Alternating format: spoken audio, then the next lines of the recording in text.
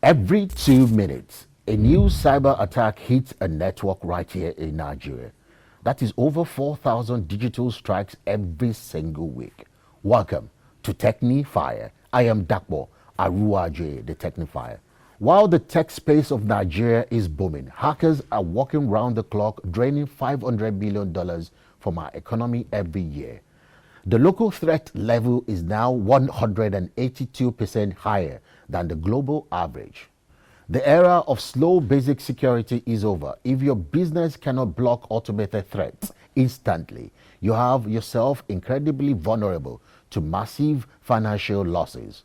On this episode of TechnyFire, we have the Oxford-trained security expert who builds digital shields for top tech giants and financial institutions. After the break, we'll meet Samuel Ubido, CEO of Techinnovate Group, to look at the exact solutions to freeze these hackers in their tracks.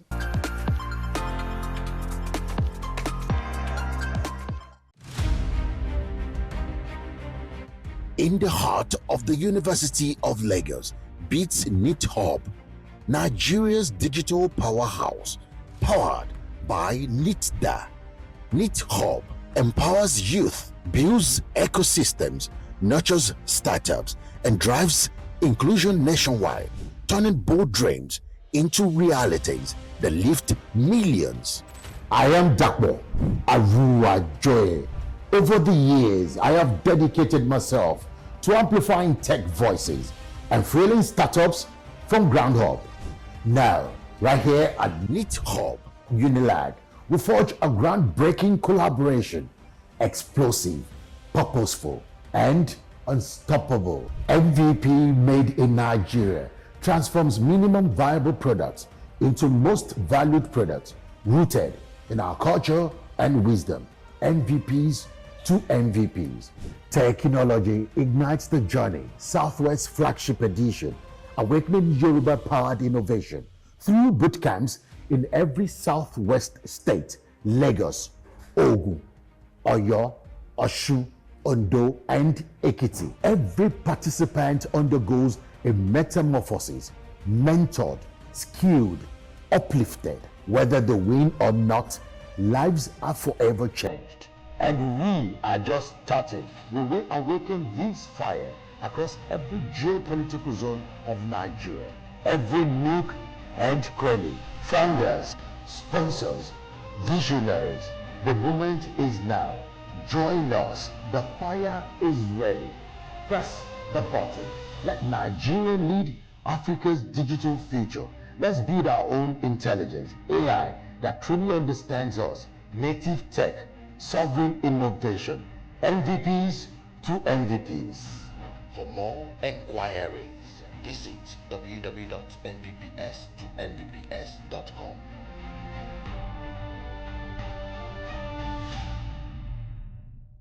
Welcome back to TechnyFire.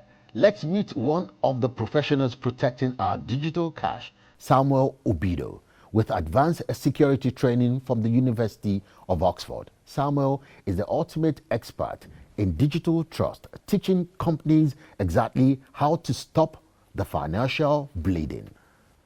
So Samuel Ubido, good to have you on TechnyFire. Nice to meet you, Dapo. I'm happy to be here. So let's get to meet you. Who is Samuel? Samuel Ubido is a chartered engineer from the UK. I've been in cybersecurity for a number of years now. So I got into the career as an engineer. At the time I was working in the UK power sector, and the UK had something called NIST regulation, where they divided critical sectors, and energy sector was one of them. So I was privileged to get a secondment to work as a DCS security engineer, leading a risk assessment in a power plant, also a vulnerability assessment.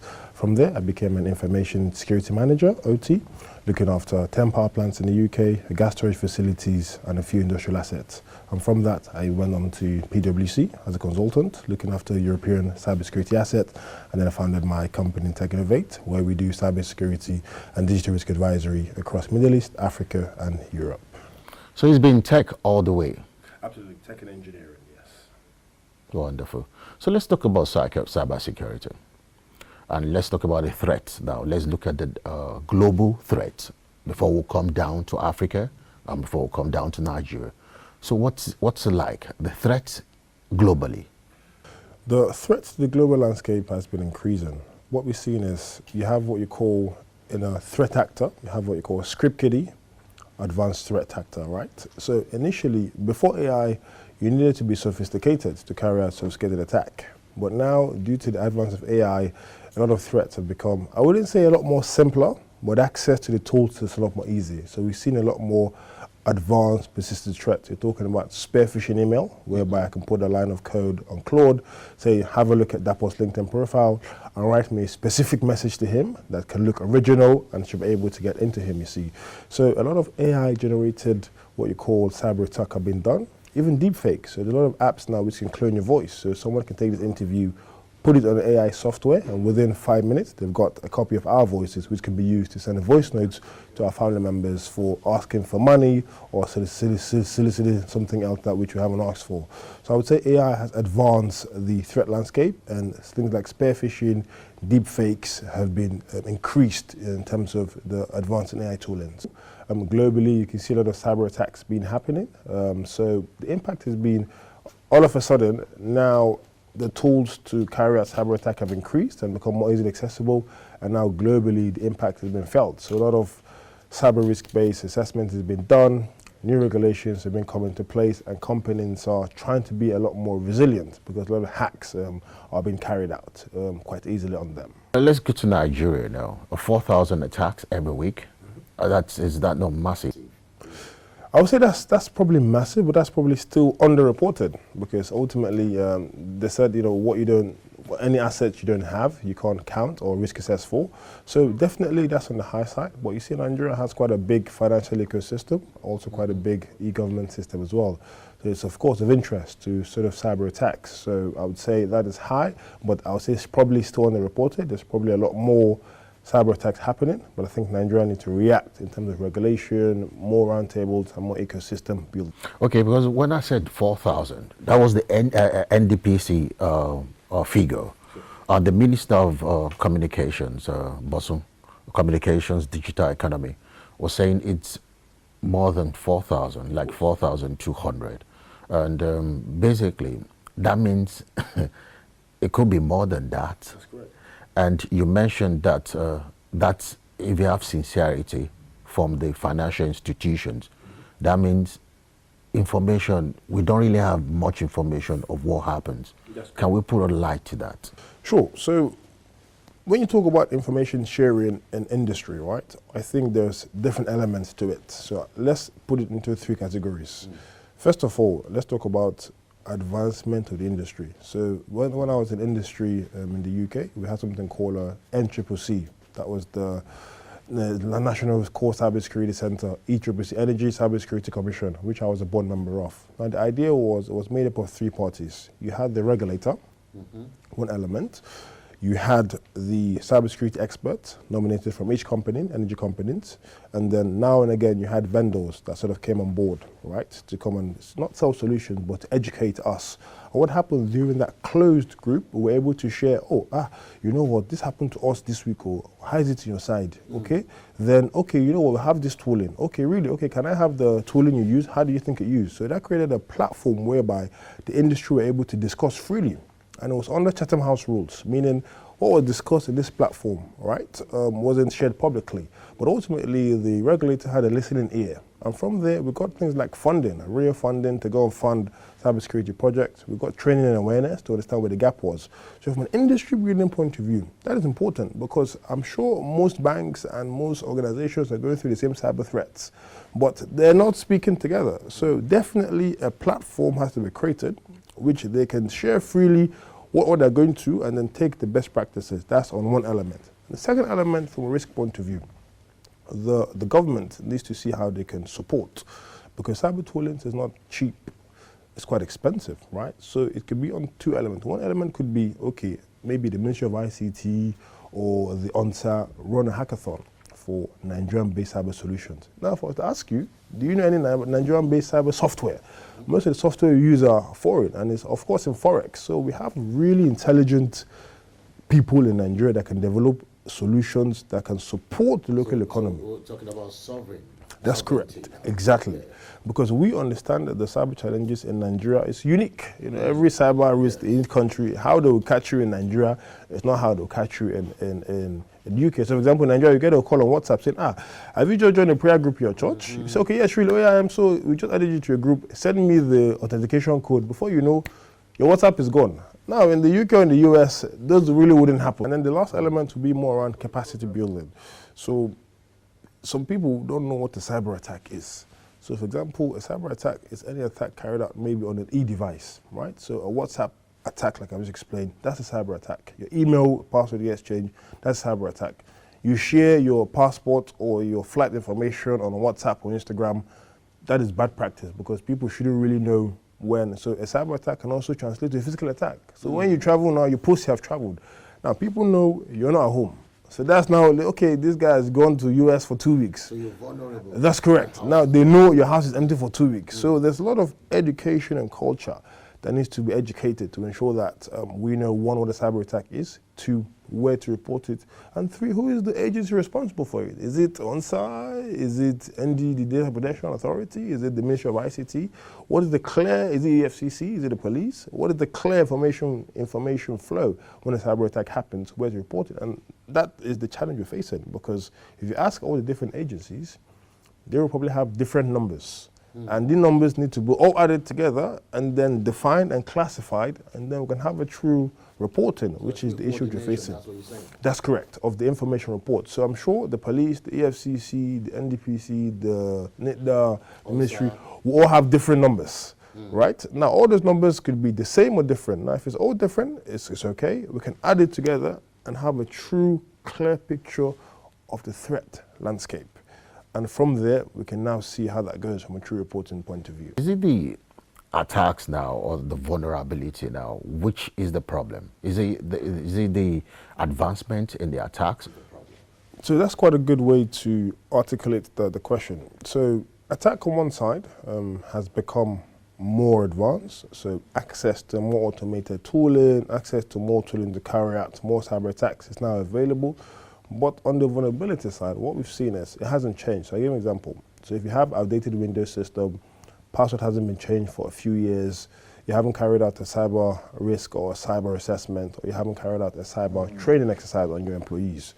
So that stayed the same. But what had happened was, normally the attackers didn't have the equipment, the skill set and the knowledge to carry out and exploit the vulnerability. So the vulnerability has been the same. The advancement in the attack has increased, and what it now seems like you become more vulnerable. Whereas it's just that the attacker has become more, more experienced. So I guess if you're to put it in normal English, is the more experienced you become, the easier something becomes. It doesn't become easier, but it's still the same hardness or strength. But you have more power and more experience to overcome the vulnerability which was always existed, or which had always existed. Because let's get to look at it, because the NDPC, backed with the Nigeria Data Protection Act, and also the CBN, the ONSA, that's the Office of the National Security Advisor, and who else again? And yeah, I've mentioned the NDPC. Yeah, NITDA also. It's a collaboration. Yeah, it's a massive collaboration. But what you're saying now, there should be a coordination for the collaboration. Is that what you're saying? If they set up that committee, right? You wish you're part of it. Of course. For me, on two elements. From an experience point of view, bringing in global best practices. Because if you look at advanced economy, let's take the Gulf, for example, the Middle East, and let's take some part of Europe's. When you want to embark on any project, the first thing you do is to study. You go on a study tour to embark how a global practice has been doing it. Over my career, I've been in these kind of platforms. We do a lot of speaking globally and understanding how the nations protect and secure themselves. So things around ecosystem building, things around cybersecurity and protecting the nation, these are quite important. And of course, they should be also engaged for diasporans. Because if you look at most companies globally, you will find a Nigerian researcher somewhere. So definitely having an element of global expertise from a diaspora will also help in supporting this. Okay, let's try and, because you mentioned it, but let's re-emphasize. If that committee is set up, you're talking about there should be a coordinated, a point that there's a rally point. Like if there was an attack, 2 p.m., by 3 p.m. or 2:15, everybody is informed. So that attack cannot be repeated because you're on top of the situation. Okay, that's part of the maybe requirement or part of, suggestions. What other suggestions do you have? I've got quite a few suggestions, but maybe let's just break it out into 3 elements. Okay. I'll say the first element is the committee should have a clear aim and objective. So the way I would approach it would be, one, there's a lot of committees already in Nigeria and a lot of agencies that have cybersecurity data, as we just discussed. But a clear mapping has to be done. So we are not duplicating any effort. So, okay, we've seen the clearly gaps highlighted in information flow within the Nigerian cyber system, right? How is this committee addressing those gaps clearly? Because what we don't want is another committee that now adds to the silo. So now people will not start reporting to that committee. People that hear the information. People that are not aware will still be reporting to the different silos. And at the end, the aim we're trying to achieve hasn't been achieved, right? So a clear mapping as to, okay, these are the gaps, these are the current information flows, and this is how the committee plans to harmonize the information flow. And then a widespread media campaign, so shows like your show, the TechnyFire, would help and deal with that. Number 2 element will now be the people on the committee. Varied committee members. So you're talking reps from private sector, you're talking reps from government sector, reps from selected vendors, and also reps from international partners, right? Because it's important to get a rich, they say diversity is only as rich as the conversation and the insight of people you bring on board, right? So what we want to see is a committee that is full of diverse expertise that can develop a robust solution that can leave the committee, the regulations, and so leave even the government. You know, we want something that can stand the test of time. And then the last element will now be on impact, right? Because ultimately here there is a clear AI is here to stay. Nigerian digital economy is advancing. So the committee needs to highlight some impact which it wants to do. So is it a communication hub? Is it a capacity building at the end of it? Is it solutions which we want to develop? Is it hackathons? So the impact statement should be clear. Are we addressing the information flow? That's one thing we want to do. Are we addressing capacity building, or are we addressing sovereign solution, right? So part of that should be a clear mandate so we can now track, right? Because ultimately performance is based on goal set and what is met, right? So at the start, this is what we want to do. And over time, you can now track the impact. If not, you'll get lost. You know, you start something and before you know it, you're not sure what this is, but everyone is coming for regular meetings, you know, and see how things go. So yeah. Let's look at the brain drain, the Japa syndrome. Okay. Isn't that going to affect all this? Because there's an assumption that most of the people, most of the cybersecurity experts are even out of the country. And get to look at, let's put it together with the fact that the Money Point boss of recent mentioned that we don't have skills. Nigerians don't have skills. Is it that we don't have skills, or some people, like some argument is they don't want to pay for these skills? So if you get what I mean, I have like 3 questions in one. Can you put it together? Sure. I think your question is a globalized question, right? So if we sort of take a few steps back, so let's take the US, for example, right? So you see most of the CEOs and the tech ecosystem in the US comes from a certain country, right? And if you look at the IT world, most of the IT services are outsourced to a certain country. Now, I think this question you asked posed a challenge and also an opportunity for Nigeria. So let's look at the business process outsourcing. We can develop talent hubs in Nigeria and find jobs overseas for Nigerians in Nigeria, and global economies are doing that. Okay. The fundamental basis of JAPA is better opportunity. Now, ideally, if you're earning a good salary, you really wouldn't want to leave Nigeria, because Nigeria is a fair place and quite a fair economy to sort of live in. Those overseas will tell you they're bills, they're paying through the neck, if that makes sense, right? The more you earn, the more you pay. That's correct, you know. So if you look at Nigeria, food is relatively fair, you know, fairly priced. You have family, you have friends, and you have good weather. But ultimately, you know, let's be clear. Are the opportunities in Nigeria at the moment? They are not, right? There's an opportunity for us to create the opportunities, because a lot of unemployed graduates are here. A lot of tech talents are available that are not being used. We don't have software factories. We don't have large technology companies developing solutions locally. So once you finish your craft, you're looking for a company to go and implement it. So now the Japa syndrome can be addressed in terms of there's two elements. Yes, someone needs to go and learn best practice and come back. That's not a problem. But ultimately, if we can now add a diaspora element in the committee we're discussing about, at least that helps us. So they are still helping us from overseas. And of course, if you look at the Forex coming in from global markets into Nigeria, it was at its peak this year, right? So definitely a lot of money is being remitted overseas into Nigeria, which is good. And in terms of the talent problem, so there's something called skill, there's something called experience, and they're two different things.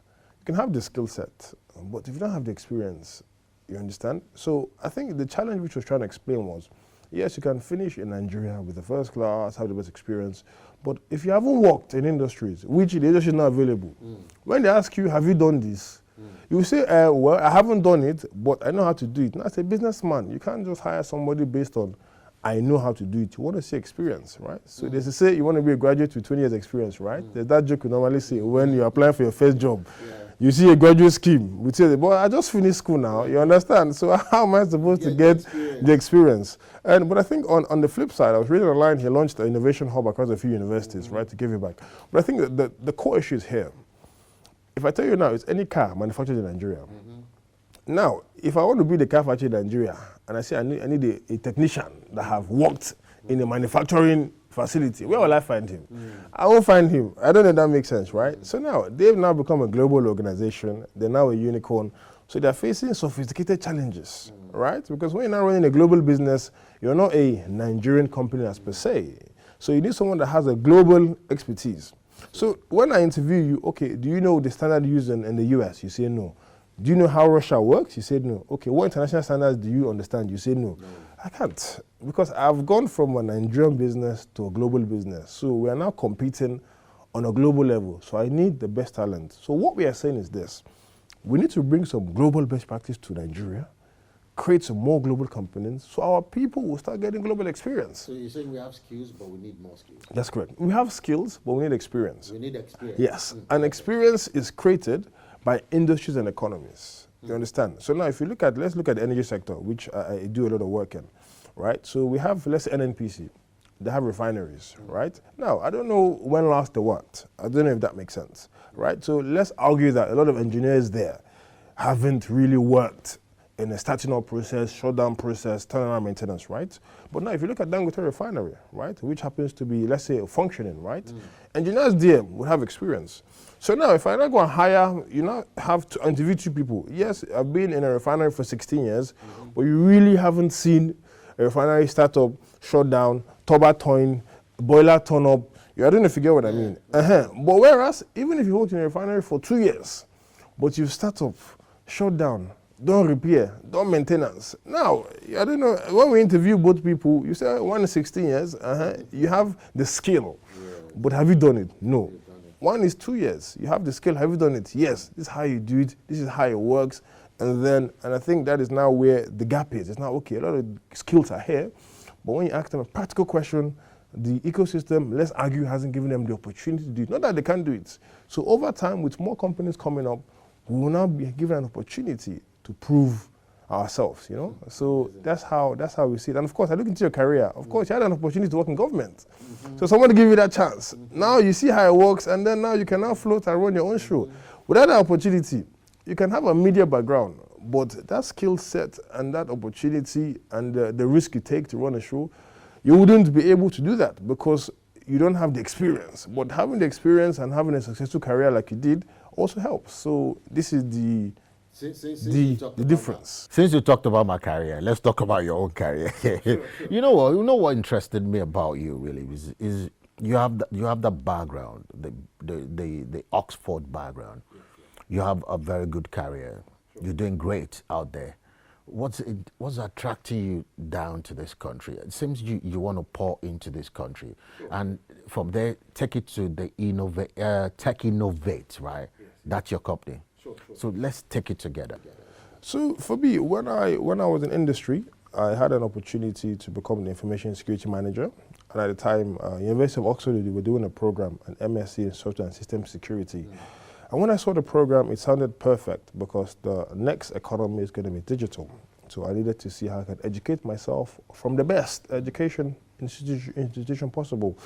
That was a fantastic experience. Oxford University, I think you meet the richest, smartest people there, and that's what I say. It changed my mindset from an ecosystem point of view. And my research actually was on Nigeria. So it was securing the contactless ecosystem for Nigeria. So I wanted to see how can we bring contactless payment to Nigeria. Was it a infrastructure challenge? If so, how can we do it? Or was it a regulation challenge? Now, it became both, and the research summarized that we need to have a better infrastructure from a fraud point of view. And it now highlighted as a cultural issue that most Nigerians say, even if you implement it, they still want to do transfer or cash. Yes. So there was now a cultural element, which was quite interesting. That was sort of one element. My career, I've been privileged to work across Nigeria, Dubai, Saudi, Hong Kong, doing cybersecurity work. But for me, my passion for Africa comes from Africa has the largest youth population globally, right? And what AI has done, AI has bridged the gap of, let's call it intelligence. So for example, for you to run the computing power for ChatGPT and Claude, you need to have money. Now with your mobile phone, you can now use the light solution. So definitely, if Africa plays this game right, we can build factories or we can build ecosystem of intelligent players that can deliver the services globally. And Techinnovate, we have offices in Nigeria, in Dubai, and in the UK, and we provide digital advisory solutions. So you see, before you talk about cybersecurity, before think first is digitalization, because cybersecurity doesn't apply to analog system. So how do we first digitalize industries, banking sector, energy sector, we work a lot in the energy sector around innovation, industrial IT. Then when we digitalize you, how do we secure you? And once you're secured, how do you now do things like predictive maintenance, right? How do you do risk assessment, and how do you optimize profitability? And of course, with my research, we do a lot of work in the banking and financial sector. So for me, Africa is home. I'm Nigerian. Born in Kaduna from Delta State, so I'm half, I would say, I'm more of a northerner by blood, but of course, I'm southerner by blood. But ultimately, I'm a true Nigerian, I'm a true African. And I always believe and bet in Nigeria and in Africa, because this is where it's meant to be. You know, when you go on the plane, you see so many foreign people coming here. So we are diasporans to come back and develop our land, because this is where it's going to be home for us, our children, and our children's children. I'm glad speaking with someone that has the passion to grow Africa and Nigeria. It's a real pleasure, Samuel. Thank you. I'm really glad. I hope you make that list, the committee list. So the digital space of Nigeria and Africa, it should be safer. Of course. Thank you so much, Samuel. All right, I really appreciate it. So the reality is staring us right in the face. We cannot build a world-class digital economy if we are running on a second-rate security. If you aren't upgrading your systems to outsmart these automated attacks, you're essentially leaving the bank vault wide open. A massive thank you to Samuel Ubido for showing us how to lock down our data and keep our hard-earned money safe. The tools are there. Now it's time for us to use them. And that's where we'll pull the plug. I am Dapo Aruwajoye, the TechnyFire. See you next time on TechnyFire.